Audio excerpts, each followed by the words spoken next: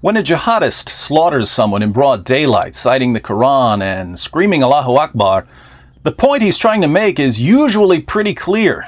And yet, after almost every terrorist attack in the West, the media and politicians and police announce, "We're still searching for a motive." Anyone seen a motive lying around in all these strewn body parts?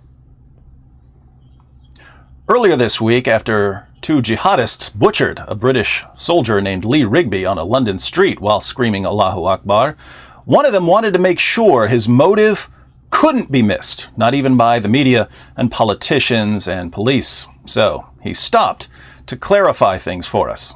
Yeah. The only reason we have killed this man today is because Muslims are dying daily by British soldiers, and this British soldier is one.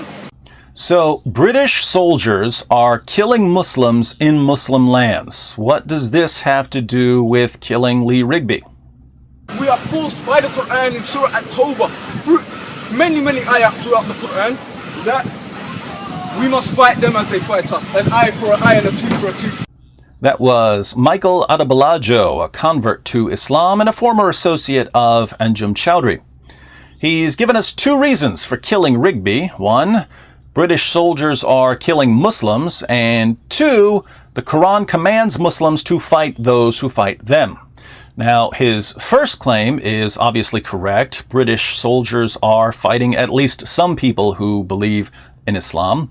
But not everyone agrees with his second claim, that the Quran commands Muslims to fight those who fight them. Just ask world-renowned Quran scholar and Islamic theologian, Prime Minister David Cameron. There is nothing in Islam that justifies this truly dreadful act. Well, I can think of something in Islam that would justify the attack. It's called the Quran. In the clip we saw, Adebolajo refers specifically to Surah At-Tawbah, that's chapter 9 of the Quran, which is filled with commands to fight unbelievers. Surah 9, verse 29, fight those who do not believe in Allah. Surah 9, verse 73, O Prophet, strive hard against the unbelievers and the hypocrites and be unyielding to them. Surah 9, verse 111, surely Allah has bought of the believers their persons and their property for this, that they shall have the garden. They fight in Allah's way, so they slay and are slain. Believers, i.e. Muslims, fight in Allah's way, so they slay and are slain. What did Adebolajo do? He killed someone and then got shot by police. But I'm sure it had nothing to do with the Quran explicitly commanding him to kill and get killed in the very chapter he cited as his reason for killing and waiting around for police to show up and shoot him. I invite everyone to read chapter 9 of the Quran, the last major chapter that Muhammad delivered to his followers. It's basically one long call to jihad and one long condemnation of Muslims who refuse to fight unbelievers. Surah 9, verses 81 and 94 to 95 even say that Muslims who make excuses for refusing to fight the unbelievers will burn in hell, which is probably why Adebolajo said that the Quran forces him to kill. We are forced by the Quran in Surah At-Tawbah. Forced by the Quran, forced by the Quran, forced by the Quran. Prime Minister Cameron doesn't seem to understand any of this, but maybe Boris Johnson, the mayor of London, has a better grasp of jihad. It is completely wrong to blame this killing on the religion of Islam, but it is also equally wrong to try to draw any link between this murder and British foreign policy or the actions of British forces who are risking their lives abroad for the sake of freedom. According to Mayor Johnson, Rigby's execution had nothing to do with Islam and nothing to do with the British Army fighting Muslims. Apparently, Mayor Johnson hasn't read Surah 5, verse 33 of the Quran, which says, "The punishment of those who wage war against Allah and His Apostle and strive to make mischief in the land is only this, that they should be murdered, or crucified, or their hands and their feet should be cut off on opposite sides, or they should be imprisoned. This shall be as a disgrace for them in this world, and in the hereafter they shall have a grievous chastisement. What's the penalty for making mischief in a Muslim land? If it's something serious, the penalty is death. Who was Lee Rigby? He was a machine gunner in the British Army. He had a tour in Afghanistan, and more recently he was recruiting more soldiers to go to places like Afghanistan.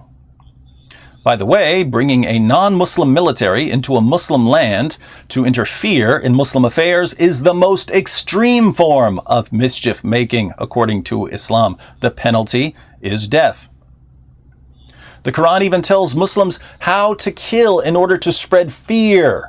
In Surah 8, verse 12, Allah declares, "I will cast terror into the hearts of those who disbelieve. Therefore, strike off their heads and strike off every fingertip of them." Strike off their heads and their fingertips. Don't just kill them, mutilate them. But Rigby's beheading and mutilation had nothing to do with Islam, right, Mayor Johnson?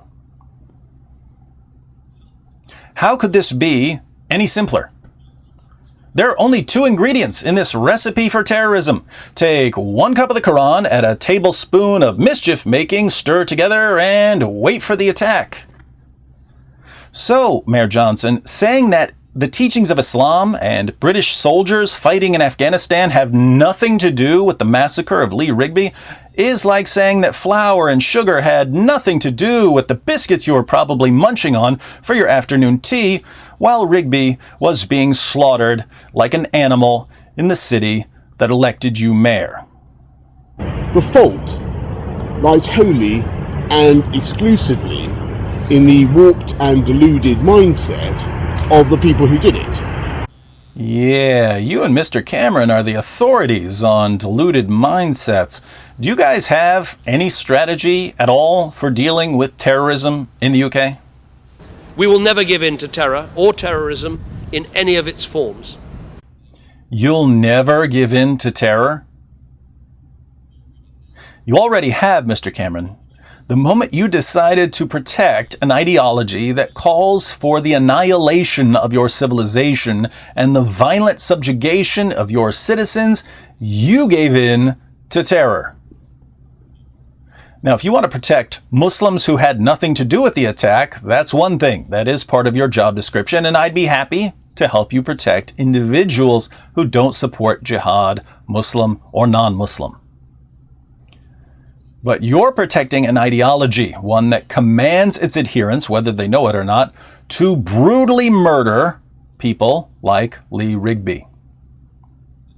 Instead of using your position to promote open discussion of this ideology, you use it to tell millions of people that anyone who obeys the Quran's clear commands to kill has somehow betrayed the religion that ordered him to kill.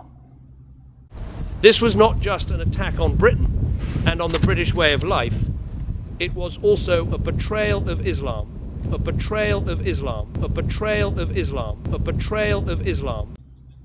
There's definitely a betrayal here, Prime Minister Cameron.